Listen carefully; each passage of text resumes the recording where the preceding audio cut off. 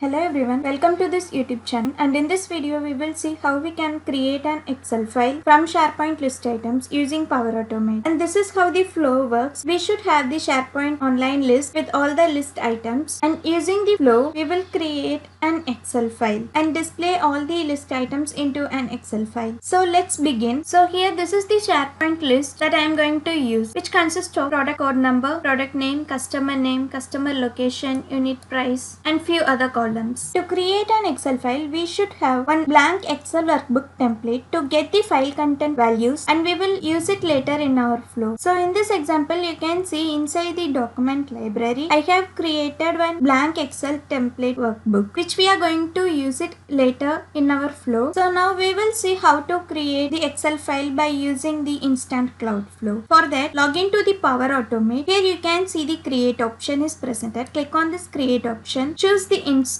cloud flow here, enter the flow name, choose the trigger as manually trigger a flow option, and click on the create option. Here you can see the trigger action has been added. Now click on the new step here, and we will get all the items from the SharePoint list using the get items action. Choose the get items, configure the SharePoint site address. In my case it is communication site, and my list name is the product list. Here you can see. So from the drop down you can choose the products list. Once the SharePoint site address and the list name has been configured, select the new step and choose the select data operation and map all the values from the list items. Here from you can choose the dynamic content values here and map the key and value for all the list items that are presented in our SharePoint list. Here you can see I have entered all the key values. Now I am going to pass the dynamic content value. For the product code number, it is the default title column from the SharePoint list, and product name. For each and everything we have to pass all the values based on the key pair. Here you can see I have mapped all the key value pairs for all the columns presented in the SharePoint list. Now after that we will create a CSV table based on the output of the select action. Now pass the output of the select data operation here. So it creates a CSV table. Now we will add the compose action to split the values from the CSV table. For that, here I am going to pass this expression in this compose action. Here you can see I am going to split the CSV table values by using the comma separated. So copy this expression and paste it under the expression tab and click OK, and rename the compose action by.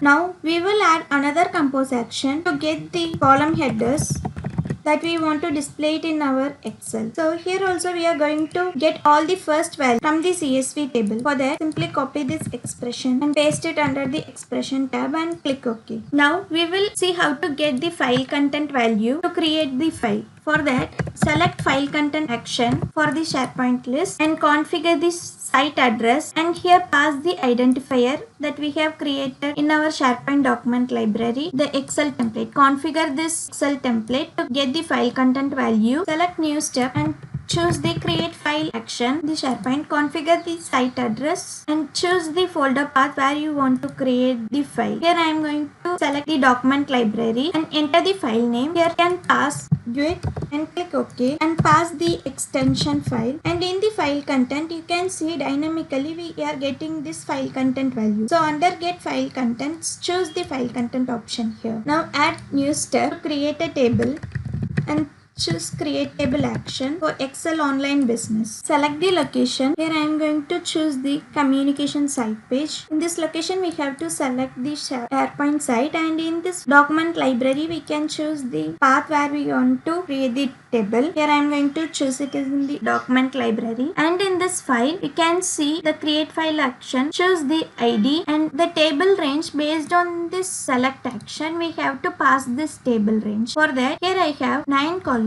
So I am passing the table range value based on that, and pass the table name, and in for the column names we can get the output of this get column headers data operation. Here you can see pass this output value dynamically. Now add apply to each control. Loop through all the items that are presented in the SharePoint list. In this output, here we are going to pass the output of the select action. Now we will add action to add a row in our Excel table. Now configure this location. Choose the document library here, documents. In the file field, we pass the ID of the file, and in the table name, we will pass the name of the table under the create table action, and in this row we will pass the current item to loop through all the items from the SharePoint list. Our flow has been ready. Now click on the save button here, select test option here, choose manually test, and it is asking for sign in for SharePoint and Excel. Click continue here and choose the run flow option. Our flow is running and it is looping through all the items here. You can see in our SharePoint list we have 20 list items and it is